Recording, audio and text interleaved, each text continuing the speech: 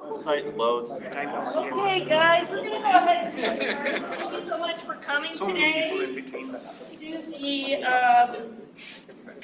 technically, I think we're part of the Mlops community, so it's an Mlops meetup, but like, we talk about all things AI, everything that's cool, right? So thank you so much for coming. We want to thank Weave for providing a building and pizza, so let's give Weave a round of applause. Brandon is here representing Weave.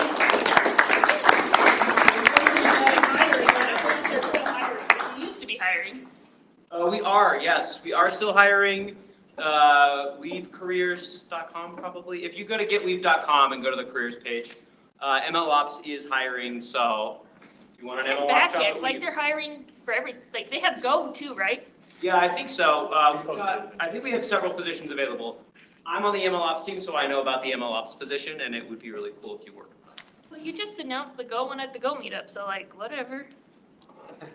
Go to the careers page. There's great stuff there. If you're interested, come chat with me after, or Earl, if you want to raise your hand. Earl's or there, Casey. Matt's up here, he works here too, so there's Yeah, we got a couple people who work here. So, yeah, come chat with us if you want. This meetup is one of several meetups run by the Forge Utah Foundation. Forge Utah is a nonprofit. We support technologists in Utah so that they can talk to other technologists and we can all be techie together. We have a great Slack community where we just talk about like literally everything that's cool. And by cool, I mean software, hardware, a lot of AI. So much that I don't even keep on top of the channel. I totally missed that Claude was doing double usage and off-cycle hours for like 3 weeks. You're more than welcome to join the Slack. Just go to our website, forgeutah.tech. You click on the link right there in the middle, you'll be automatically added to the Slack channel. forgeutah.tech is the website. We have a jobs board in there if you're looking for a job that's fairly active. We've had quite a few posts recently. You can post a resume in the Jobs Wanted channel. And it's a great way. We also have a local events channel, and almost every tech event in Utah gets posted there at this point. There are several meetups this week, so it's a great channel to keep track of.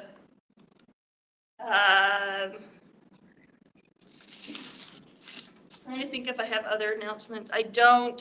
This meetup is a monthly meetup. We're here at Weave every month. Obviously, we've got Daniel speaking about all the great stuff he does with Kubernetes and AI today.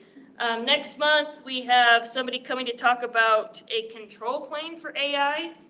I work with him, so I'm still trying to figure out what he's building that's called the control plane, because that shouldn't be an overloaded term, but it has become an overloaded term.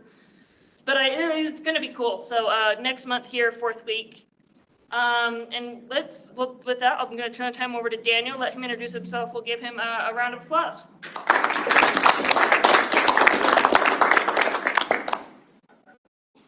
All right, thank you, Mariah. Let's see, so welcome everyone. Like Mariah said, my name is Daniel Dowler. I work with Red Hat. A lot of people in Utah, when I say I work with Red Hat, they're like, what is that? So the company back east, owned by IBM. We do a lot of open source software. So my role is an AI SSA, Specialist Solutions Architect. So I go and work with customers and help them set up solutions. So we're going to be talking a lot about serving today, serving on top of Kubernetes with a product that I work with every day, which is called Openshift AI. My clicker will work. Interesting. Okay, let's see. It's not working. That's okay. I can use the mouse. So Red Hat kind of got its business working with open source, and we've created some really good products out of that. So Red Hat Enterprise Linux is one that's used around the world.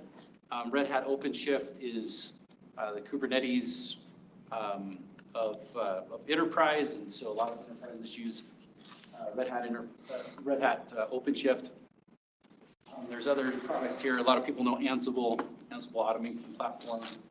And so, yeah, we're really good at taking open source, integrating it, packaging it, and selling solutions to enterprise which it's not just the software, it's a whole ecosystem of support, security. You think about software, it's living. There's always updates that are needed. There's always things that come up, and so having that life cycle and extended support and things is really important. So, like our newest kind of strategic foray has been into the AI world, and this is actually where I came and decided I wanted to work for Red Hat. I've been working in the AI space for 10 plus years and said, wow, this is cool. Red Hat, big company going after AI. I think I want to go and work on that. So I've been working there about 2 years now, and yeah, it's kind of been a whirlwind. So we've gotten some recognition for it. So there's actually, so I've got a ton of slides. So I'm actually going to skip a lot of them because I don't think I have enough time to get through all of them. And I've got a demo, and I really want to give you guys the demo and show you the platform. So yeah, I have some links here. We've been recognized by Fast Company last year, Forrester this year, just for our platform. So what is Red Hat Openshift AI? It's a unified platform for full AI lifecycle development. So this often starts with data science, starts with doing discovery work, your Jupyter notebooks, workbenches, things like that. It goes all the way through, formal model training, model tuning, MCP servers, things like that. The Mlops side of things, so pipelines, Kubeflow pipelines is one of our components. And then because this runs on Openshift as well, Openshift is a Kubernetes platform. So you think of all those great things that come with containers, containerization, CI/CD, running apps, running microservices. This supports Openshift AI itself, but it also makes it so that we can create an ecosystem of applications that work together to provide our solutions. So yeah, that includes enterprise governance and MLOps as well. So that's what Openshift AI is. It is open source, and so it's open source, but it's also licensed for enterprise. That open source has an upstream. The upstream is Open Data Hub. That's a completely free open source project. So it's kind of like our staging environment, if you can think of it that way. Open Data Hub is this place where all of these other open source AI and ML projects come together. If you've worked in the AI ML space for any time, you probably recognize some of these: PyTorch, Jupyter, TensorFlow.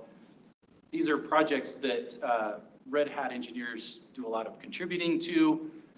They are also projects that we bring together to create our solution. And it helps us as a company because we're close to the innovation, but we're also bringing these projects together in a way that enterprise can consume them. We offer them as like packaged materials. We offer lifecycle support, and so that it makes it so that it's not too unwieldy. I guess a case in point on that is one of the things that I'll use in my demo is Light LLM. Great tool. Just today I saw that it's been compromised on version 1.82.7. Luckily, I'm on version 1.82.0. I dodged the bullet, I guess, but yeah, open source it's always being updated, right? And it's hard to keep up with. So it's stuff like this that is the reason we need companies that can package things together, scan for security, vulnerabilities, and things like that. Okay, so let's see. We have this platform, OpenShift AI, runs on OpenShift. Yeah, I'm going to kind of skip over a lot of the details here, but we support lots of different hardware accelerators. NVIDIA is kind of the biggest player in the room. We have a very close partnership with NVIDIA, which makes it possible for us to do like zero-day support. So Vera Rubin a lot of people have ordered them, they haven't gotten them yet because it's brand new. We already support Vera Rubin on Openshift AI, so that's possible because of our close partnership there. You can deploy anywhere. So this is true of OpenShift and OpenShift AI. So it's not just one cloud provider. OpenShift runs on-prem, disconnected servers, runs in public cloud, private cloud, on the edge. And so this is a way for us to get AI out to many different places. A lot of enterprises have an on-prem and in-cloud solution, and so we do hybrid cloud as well. Okay. So we're going to talk mainly about serving today. So this platform is pretty extensive. There's a model training side of things, and there's a whole bunch of other topics, but we're going to talk mainly about serving. So VLLM is one of the big great solutions that we're going to rely on here. And so the gist of it is that VLLM is really, really good for inference performance. It's good not just on a single laptop, but it's really good when we're talking about concurrency, many instances running on many GPUs. And there's a ton of optimization in it. I've actually got a lot of slides on this that I think I'm going to skip over because of time. The VLLM team has done really excellent work thinking about optimizing batching, optimizing KV cache. So an LLM model has what's called a KV cache, or does what's called key value computation. And so if you can cache these values, then you can save a lot of time. Lots of other optimizations, quantization, speculative decoding, lots of different types of parallelism. So you can split a model into pieces, you can split the data into pieces, you can split the model into layers. VLLM supports lots of different types of parallelism, including there's one called a mixture of experts. So mixture of experts models, turns out you can take those experts and put them on different GPUs. And so you can split things that way as well. VLLM does a really good job of being able to split in lots of different ways using different GPU resources. And I will spend a little bit of time on this slide because this is what it's all about. So when you do these optimizations, you can get faster performance with your LLMs, with your large language models. This means more efficient GPU usage. It means lower costs, less electricity, means happier users, better experience. So this is what optimized serving is all about. Okay, I guess maybe I'll pause for 1 second. Any questions on VLLM or anything that I've talked about? Would you take one or two? Slides. What's that? Publishing these slides. Yes, I will share them afterwards, for sure. Yeah, I have skipped over a few. Yes. What's Red Hat's relationship with VLLM? So Red Hat is currently the largest contributor to VLLM. We're partnered with Google and NVIDIA. They're also big contributors. So yeah, that's a relationship. Red Hat bought Neural Magic in I think January 2024, I want to say. Neural Magic was the primary contributor to VLLM before that, and we've retained most of the team, including the CEO. So yeah, very good kind of relationship there. Yeah. Do you have any hard statistical data about the performance difference between VLLM and other popular inference engines? Yeah, so that's a great question. I think I'll probably refer you to just do a Google search because there's a lot of good information out there. But it's very similar to TensorRT, which is NVIDIA's proprietary solution. Actually, I think that's also open source.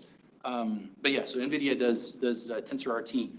The main difference there is going to be that TensorRT is mainly is explicitly for NVIDIA GPUs, whereas VLLM is going to be used across, you can use it on AMD GPUs or Google TPUs. So, yeah, great question. Okay, so I'm going to continue.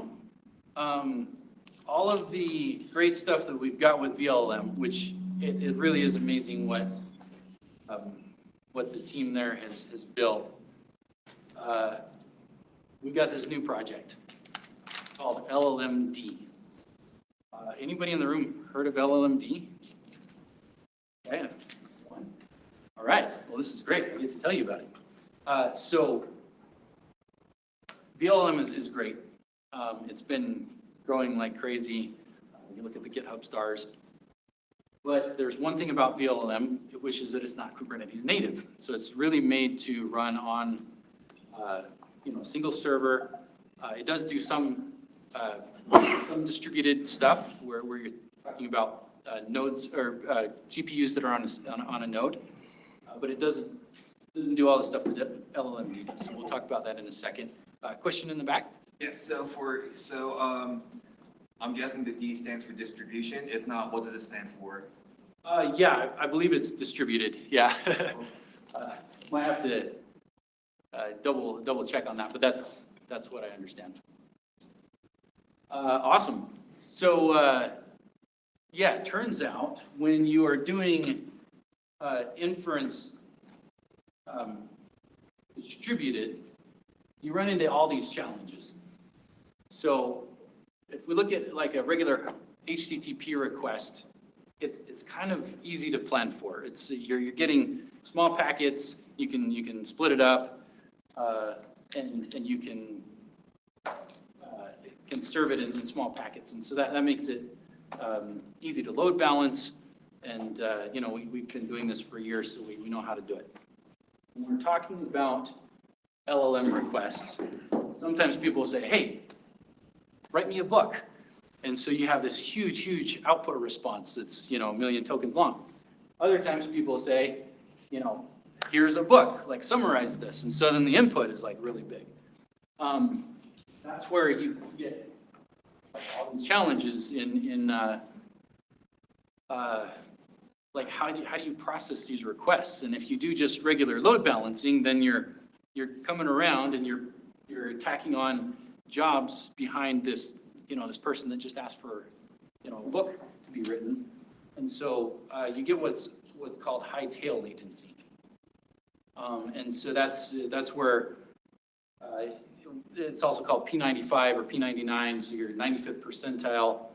There's certain people who are going to get stuck behind those long queries and have a really bad experience. And so with LLMD, we said, hey, there's some optimization we can do here. And I'm trying to find, I guess, my slide that summarizes this. I don't know if I've got one, but there's several, I think this is it, several ways that we can optimize. So one, we can have cache-aware routing. So if keys and values have already been cached on one node, and we know that, we can route a similar query to that same node, and then we don't have to recompute that cache. Another thing we can do is we can route based on the load that a certain GPU node is experiencing. So if it's already got a queue, we can say, hey, that queue's more full than this one over here, so we can route over there. There's actually a lot of other optimizations that LLMD offers. So disaggregated inference is another one. This is where it gets a little technical, but in LLM, you have the pre-fill and decode phases. You can actually split those up onto different GPU nodes or GPUs on the same node. So LLMD can do that. Smarter scheduling with KV cache and load awareness. And then one other one is, I think I talked about this or mentioned this. If you have a mixture of experts model, you can actually put the experts on different GPUs as well. And so you can do that. I think one of the things I forgot to mention earlier is, so with tensor parallelism as well, you can take, well, I think I mentioned it, you can take one model and split it across GPUs. And so you can do that with just regular VLLM. So yeah, we've got kind of all these innovations to work with GPU resources that we have. It can be hard for a company to order new GPUs, and they're expensive. And so, yeah, sometimes you don't have the right size of GPUs, and you want to be able to optimize the resources that you have. Okay, let's see. This slide kind of just summarizes it. So LLMD kind of does the intelligent routing. VLLM, you can serve different models from different providers on top of different types of GPUs. Now, the reason that I ran through this so quickly, because I want to spend a lot of time on the demo. So I guess before I jump into the demo though, I can take one or two questions. Yeah. Is there any optimization that it does to reduce startup time? Because you add a new node or something like that, models are huge, they might take a while. Yeah, that's a good question. I don't know that these two do anything special about like loading the model, but we will see that in the demo. So when I load a model, I will bring up one optimization that I think is helpful. Yeah. I'm probably like super behind everyone here, but like, we're like is this something like an enterprise buys because they don't want to like pay OpenAI or something? Yeah, this is definitely like enterprise, and it's serving open source models. So you think about, ChatGPT is awesome. It's a great service. What if I want to provide that myself? What if I want my company to provide our own model service, maybe to our internal users or to our customers, and you can customize that experience as well. So that's what we're looking at. Yeah. I'm going to go ahead and jump into this demo because I know it's going to take me some time, and I hope I can get through at least to the last part. So that's what we're going to try and do here. Okay, so this is Openshift. This is our Kubernetes platform, so enterprise Kubernetes. The first thing I'm going to do is show you the compute, and I had it open. So we're actually running this. I'm actually running this on top of AWS cluster. So we're using just commodity AWS hardware underneath. You can see I've already got a couple of machine set types defined. These are defined in YAML. Everything in Kubernetes and in OpenShift is underneath the hood defined in YAML.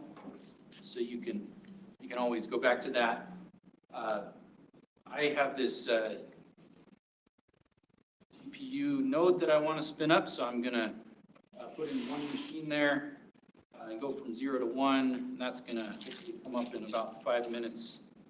You can click here and see it started provisioning. We also see that I already have a few machines running. So 2 of these are CPU machines, and another one is a GPU machine that I already have a model running on.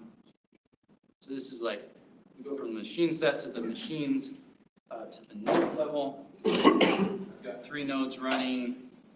Like I said, one is a G6E 2X large. That's going to have a what's called an L40S GPU on it that has 48 gigs of RAM or of VRAM.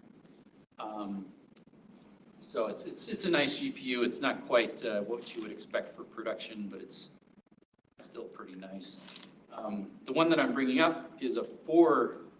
So it's a 1 node 4 GPU. Where it's L40S as well, and so we're going to have a nice set of GPUs. We're going to spin up a model on that one and kind of see how VLLM and LLMD work together. So that's the plan. We need that node to come up first, so we're going to wait a little bit for that. One thing that I'll point out here, in Openshift, you have installed operators. So operators, you can think of operators like apps. So on your phone, you've got, apps that you can download. In Kubernetes, an app is going to be distributed. So it's going to be running across different pods and different nodes. Can be scaled. So you can install operators in Openshift, kind of as easy as you can install applications on your phone. Of course, there's more opportunity to configure them, and so it can get a little complex in that way, but usually there's good defaults as well. Okay, so one of the apps that I have installed is Red Hat OpenShift AI. So this has some dependencies which I've also installed, and then just a couple other extra things too. So Red Hat OpenShift AI can be opened from the app menu there at the top. So I'm opening that here.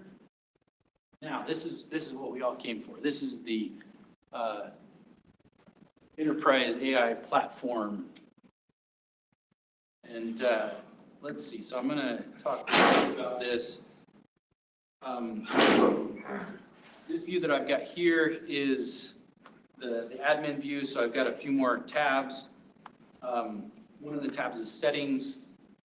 One of the things that we really thought a lot about is you don't just have data scientists using AI platforms. You don't just have AI engineers. You don't just have Mlops practitioners or ML engineers.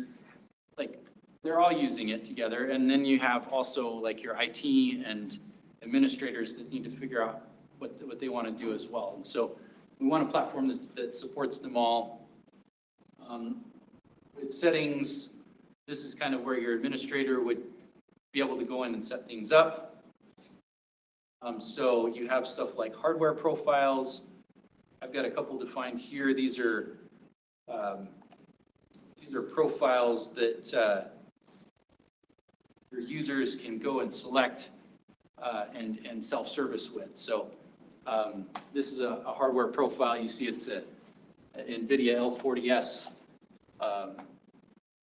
hardware profile that allows you to select from 2 to 7 CPU cores, and then memory, and then you can select 1 GPU with it. So so administrators can come in and define, here's the resources that data scientists are allowed to use.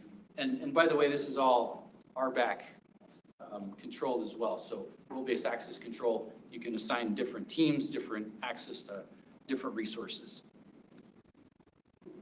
Okay. So let's go into a project. So a project, underneath the hood is a namespace, if you're familiar with these namespaces. So a project is going to be like a space where either an individual or a team can work. I've got one called demo here. So we have workbenches where this is going to be like your space where data science development, or you can see I've been playing around with this one. Yeah, data science development or exploratory work can be done with data. So you have a terminal access, or also you have a notebook environment that you can work with. So Are those running in the same cluster with the GPUs? so I don't have a GPU assigned to this one. Okay, but it's the same cluster, you just happen to be assigned this one to a CPU instance, okay? Yes, that's right. So what was I trying to do with this? I was trying to, yeah, anyway. Yeah, so what we can do is if I go to create a workbench, I can select an image. We have default images. You bring your own image. So if you have like your own, Python libraries for your company, you can put those in an image. So you select your image, and then you can select a hardware profile. And I don't have any hardware profiles except the default one that are allowed to be used with workbenches here, but you can do that. You can set it up so your data scientists can select, this hardware profile with this GPU. So, and which we also support like GPU slicing, so MIG slicing, and so you can do fractional GPUs. Awesome. Yeah, did that answer your question? Yeah, that was great. Okay, awesome. Let's go back to, let's see. So we have, so pipelines, ML pipelines. I'm going to skip over some of these because I want to jump into deployments, and then if there's time, we can jump back into the others. Deployments is where our models run. You can see I've got one model running here. It's using the GPU that I've got up and running. This happens to be Qwen 3 VL8B. And so I've got a couple of I've got some details here. I happen to have it spun up with an internal endpoint and an external endpoint, so this is accessible to the world. The one thing that keeps just anybody from accessing it is that it has a token secret, so you have to know the token secret to be able to query it. You can also spin these up just internal on the cluster so that they're not accessible to the outside world. You can start and stop them so that you can spin one up, or spin one down and spin another one up on a GPU. So that's possible. And yeah, basically what we're going to do now is we're going to spin up a new model. So let's see, I want to make sure that my node is up first. Going back to the compute and nodes. And there's my G6E 12x large. It says it's ready, so that is good to see. So we also have, as part of the platform, a catalog and a registry. So registries are kind of more of a team resource where you can have a registry of models that you have models that you're building, models that you pulled in, models that you're working with. You can keep track of those in a registry with versioning and things like that. Model catalog. These are resources that Red Hat provides. So these are models that have been vetted and are ready to go. So there's like the IBM Granite models, and then there's Red Hat validated models. These are like models that Red Hat's done a lot of testing with. And so I'm going to click on NVIDIA Nemotron 3 here. If I scroll down, you can see we've got lots of details on benchmarking and how we've used this on our platform, different ways that we've spun it up, different configurations and things. So there's a lot of details on that. I am going to just grab location here.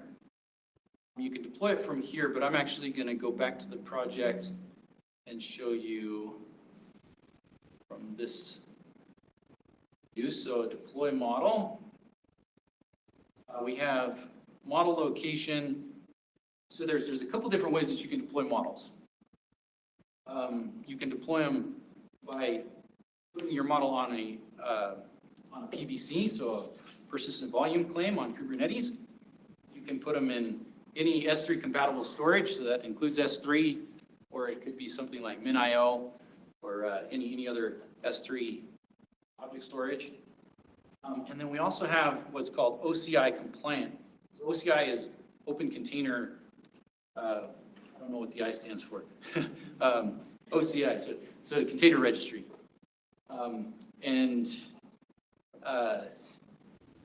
This can be in kind of two different ways. So we have what's called a model car, which is what we're going to be using today. And then there's also just a way to like package a model so that you can store it in a container registry, which brings all sorts of cool things because now I don't have to store the model in a separate place. I don't have to download it and then load it. We'll see that in a minute. That was actually one of the optimizations I was going to mention to the fellow that asked earlier. So that's what we're going to do here. We're going to put in the OCI registry. This is going to allow Kubernetes to directly pull this model and load it into memory, and I don't have to worry about like downloading it and then loading it. Okay, so we're going to call this that. I'm not going to create a connection because I think I created it earlier and I don't want it to plain. And then I think that's just for labeling. Okay. So there's a couple things to fill in here. We're filling in like the model name, model deployment name. And then this is the most important thing. I'm going to select a hardware profile. This is this G6E 12x large. So it's a profile that I've created to kind of match the node that I just spun up. And then I'm just going to select 12 CPUs there because I have a lot on this node. It's actually a pretty nice node. And then I'm selecting 2 GPUs of the 4 on the node. And this is a little technical. So I'm going to say I want 2 replicas.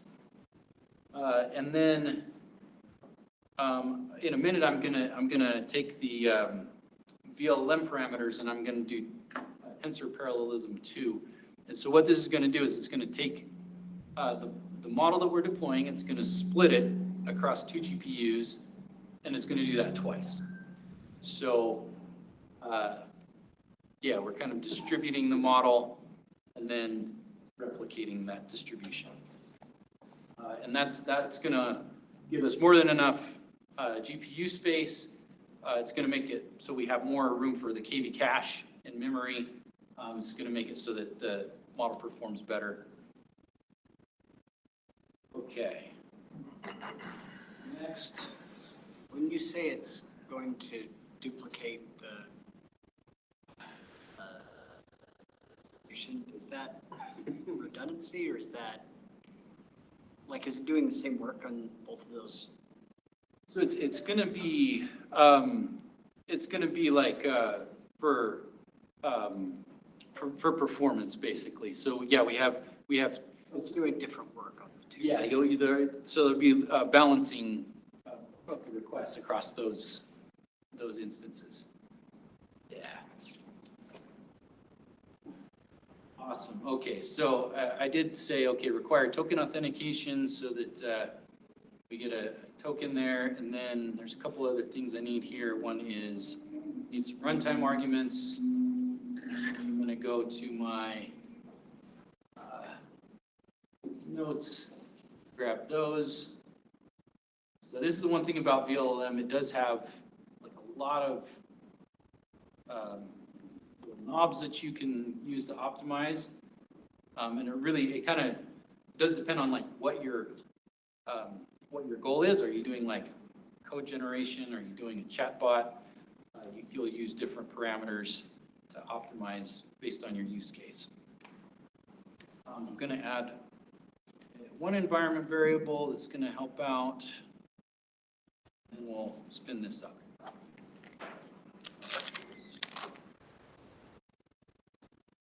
Okay. I want to just select recreate instead of rolling update. Now, always fun to do this live. Deploy model. So if I've done everything right, this should start up. So we see it, status is starting. I'm going to go to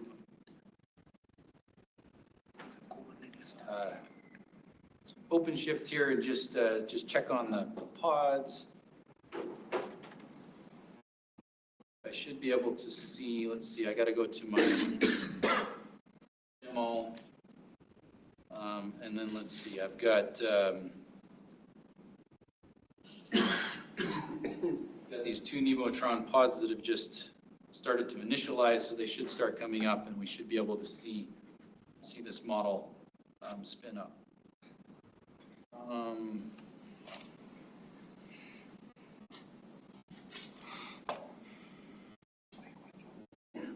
Now, while that's coming up, I do also have a front-end application. I wanted this to be an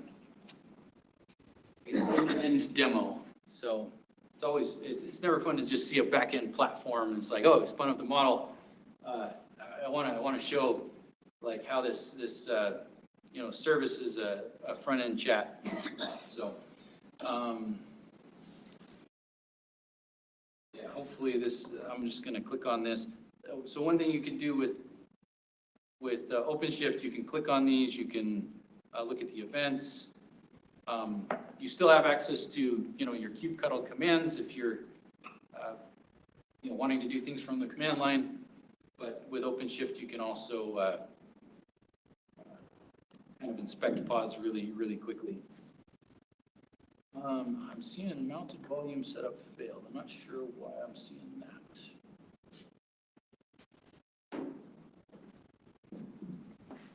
That's definitely not what I want to see. I may have something on my configuration, so I'm gonna stop the model and just check really quick.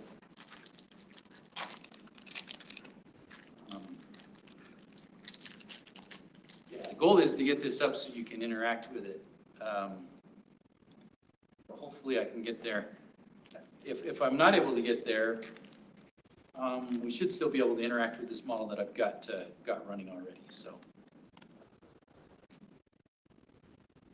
how are we doing on time, Orem? It's been about 30 minutes. Doing good. Okay. All right.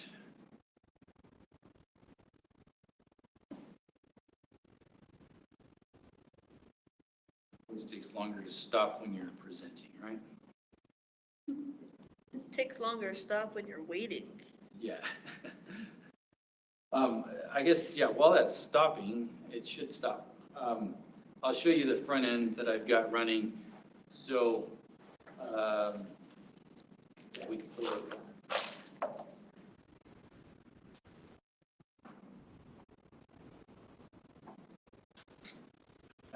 So I've got a couple of apps front end.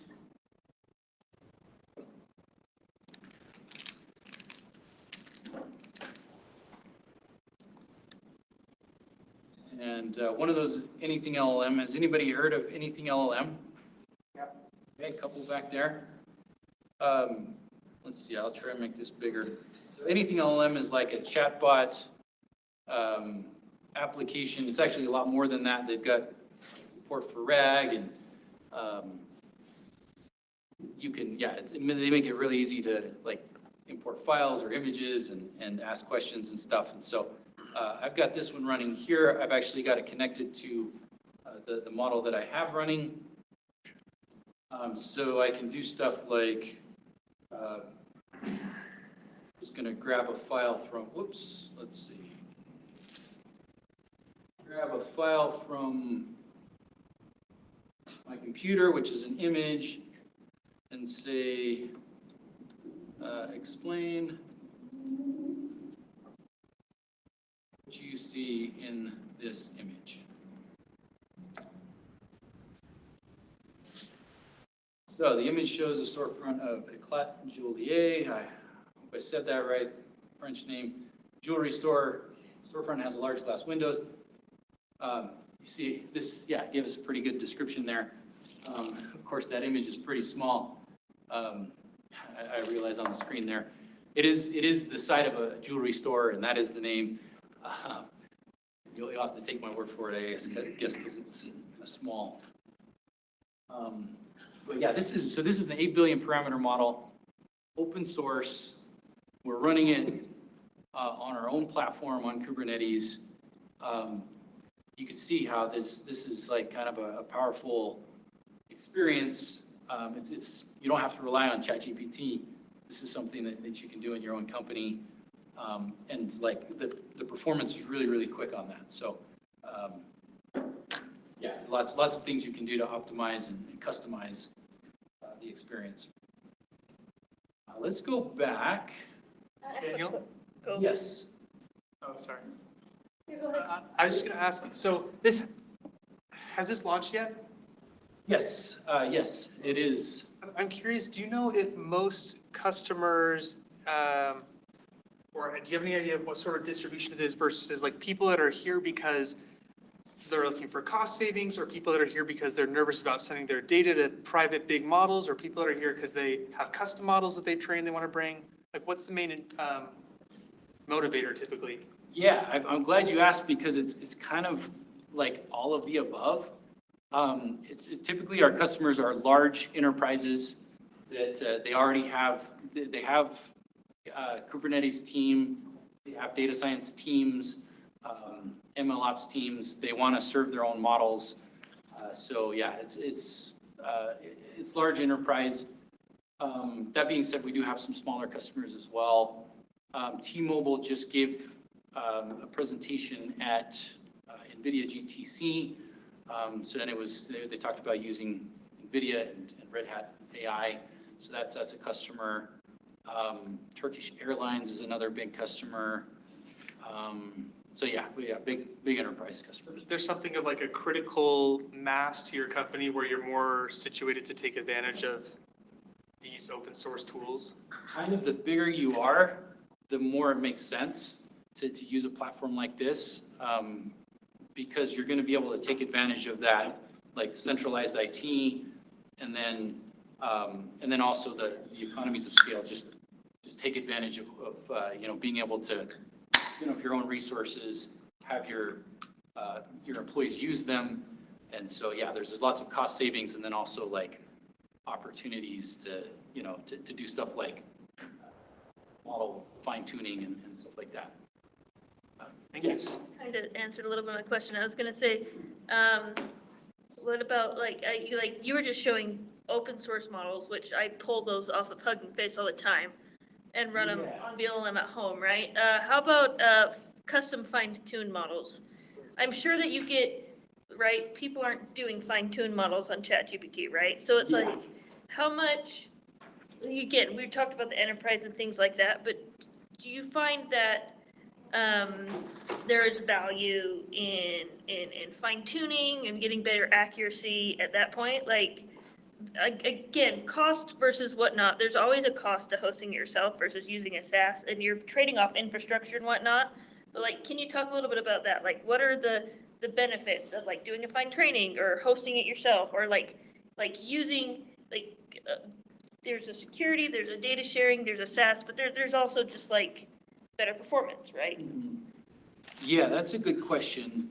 So the question Mariah asked was about like fine tuning, and there's actually like kind of all of these different opportunities, right? So you got fine tuning, you've got RAG, retrieval augmented generation, where you're bringing in documents to use as context. There's lots of things you can do with prompt engineering, context engineering. So there's all these kind of different strategies. Like the short answer on the platform, yes, we support doing those things. So we have tools like SDG Hub for synthetic data generation, which helps with fine tuning. So Qflow Trainer is another big project for training models and fine tuning models as well. And that's going to be distributed in a Kubernetes environment. And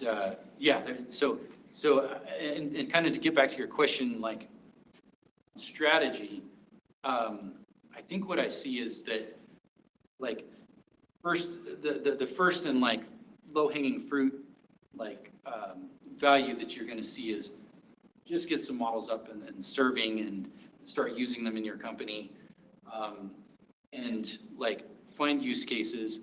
Then once you start to see like, oh, here's the pain points, like this model isn't performing in this way, then you can start to say, okay, let's try RAG. And you're going to learn from that process as well. And that learning is going to be critical. Once you need to optimize beyond that, then it's like fine tuning becomes, I think, an opportunity. That's going to be a smaller use case, but it is like, it's a very, very important use case for I have one more. many companies. At my work, we first, we do a variety of models, and we tend to use base 10 open router Cerebras for the open source models, right? So we'll let somebody else host them, and then, or we'll do OpenAI and Anthropic. Depending on the use case, we change our models around all the time, and I'm sure that's a strategy a lot of people use. Another one is fallbacks, right? If there's OpenAI has an outage, we don't want our product to go down, so we'll switch to a comparable open source, right? That kind of thing.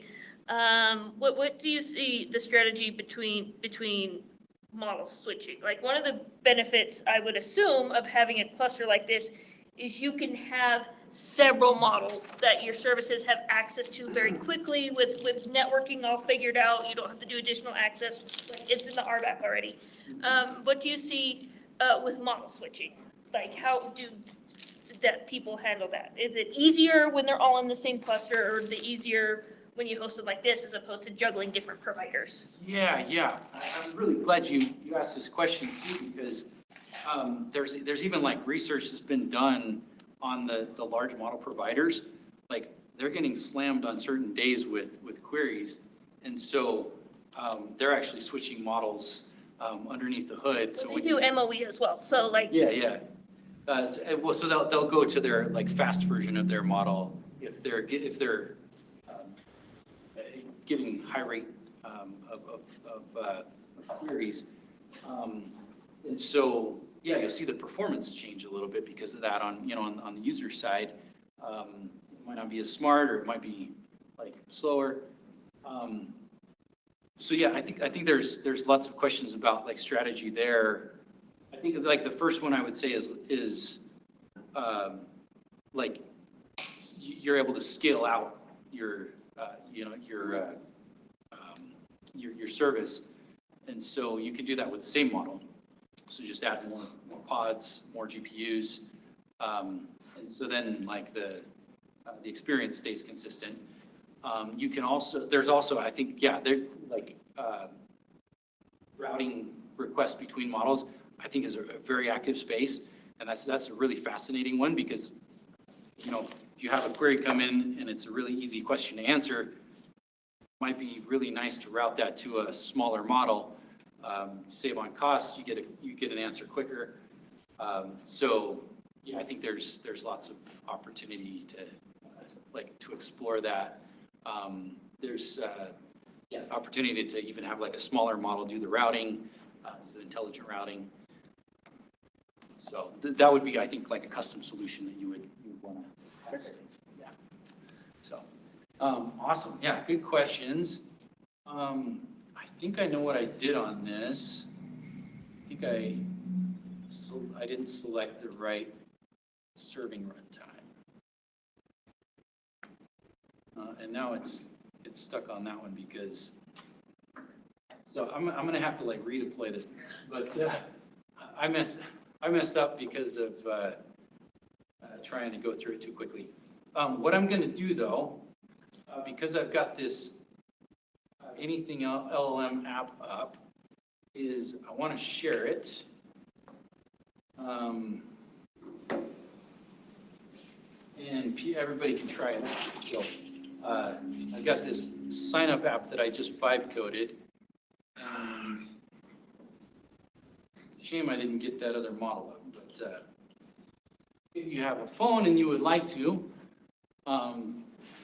this is running on cluster that I spun up, so this isn't the internet or anything. This is just my instance. If you don't trust me, that's okay. I know there's people here that do security. I did my best, but yeah, I promise no tricks or anything there. If you'd like to try this model out, though, what this will do is it will spin up. So you scan this, you'll be brought to a sign-up page. You just add a username and password of your choice, and then you can interact with the model. So hopefully it performs well because it's running on one GPU, but it should, I think. So yes. What's your most popular open source model that you guys are serving to enterprises? regardless of the benchmarks, we all know benchmarks, but Yeah, yeah, like. that's a great question. I think it really depends, because, so we're a global company, so, like in Europe, the Mistral models are, I think, more used there. In the US, it's gonna be more like NVIDIA and GPT-OSS 120B. Trying to think, there's a lot of companies that love the Chinese models, so Qwen 3, and and then, yeah, you got Kimi K2, and so I love those models myself. I think I've spun them up, and they're really good, so. But yeah, there's all sorts of different concerns, like there's sovereignty issues, there's company policies and things like that. So every company kind of has like their specific things that they need to meet. Yeah. What are your thoughts on the future of open source LLMs? Do you think they'll keep on following relatively closely behind the frontier? Yeah, that's a great question. So future of LLMs, open source, I think it's really bright. I mean, we've had so much innovation lately, and so the frontier has just kept getting higher and higher, and open source has kept like following along and like edging up really quickly as well. I kind of see that trend continuing. I think there's a lot of competition, and there's a lot of bright minds out there that just wanna they want to do something cool in the world, and some of those are working for companies and building proprietary, but others are like coming together as a community and building together. There's like so many papers, so scientific papers that are coming out. I'm trying to think of, there was one just recently, what was it, residual attention or something? It's just like super fascinating stuff that's going to revolutionize the next generation of LLMs. It's already been published in a paper.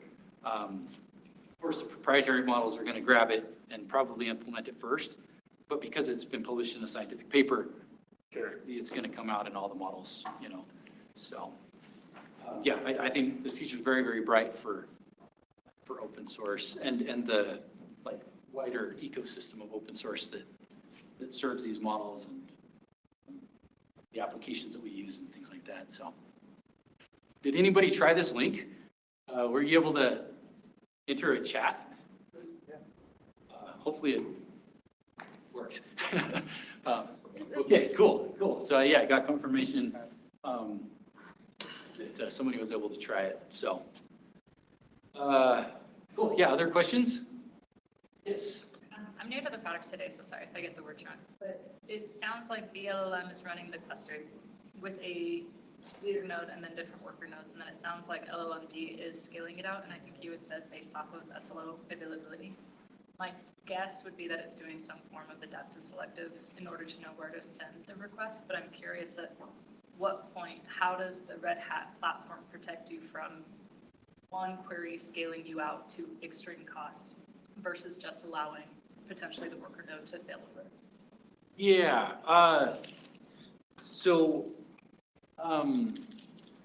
that's a great question. So VLLM itself is just like the serving runtime.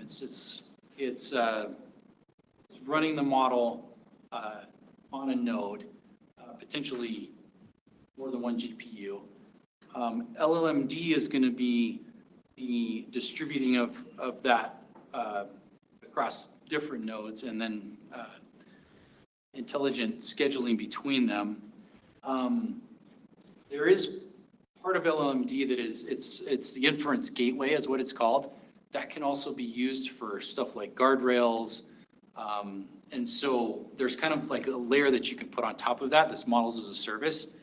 And that's also something that we talk about a lot. So models as a service, you can do stuff like rate limiting, you can do chargeback, cost understanding and things like that. I don't know if did that answer your question? I definitely think it did border, so thank you. The part of the Red Hat UI that you were showing, like minimum to maximum CPUs, is that Yes. what that model ends up playing against? But your logic setting sits in the LLMD logic to decide to scale out rather than Red Hat themselves choosing. Yeah, so those settings were the hardware profile. So that's basically like the underlying Kubernetes boundaries that we're setting, saying like you can't use more than this amount of resources, this node. So that's definitely all configurable. Yeah, great questions. This is a much more Kubernetes-centric question, but I'm curious, normally when we're in the Kubernetes world, which I come from, we're advertising like you can do like a limit of CPUs, but like have spikes and they don't need to match, but your memory needs to match your requests and limits. Yes. What's your advice on GPUs? Should those be the same in all cases or most cases, or like what's the wisdom? Yeah. So this is a great question. So the question is like on GPU resource utilization, like how do we put our settings? Requests versus limits, Requests versus limits. So Kubernetes itself doesn't really have a request versus limit for GPUs. So that's actually where like we need a software solution on top. The LLMD, I assume, is the one doing that. Yeah, and then also like this hardware profile, there's actually a lot more to it. So there's what's called node feature discovery. There's these other operators that I didn't talk about, but there's another one called Q. So Q is all about advanced GPU scheduling on Kubernetes cluster, and so Q is part of our solution. We do have, let's see, what else? So MIG is that's GPU slicing. So that there's all these kind of solutions that have been being developed or that have been developed that are like trying to slice GPUs. It's still a really hard problem for the industry, and so that's part of why we're really happy about what we've built, because you can create like fractional GPU resources. It's still really hard to do this dynamically. And so there's another, the acronym is skipping my mind right now, but there's another resource that allows you to do it dynamically. That's coming in second half of this year for our product, but what's that called? Dynamic DRA, Dynamic Resource Allocation. So it's in Kubernetes version, I want to say,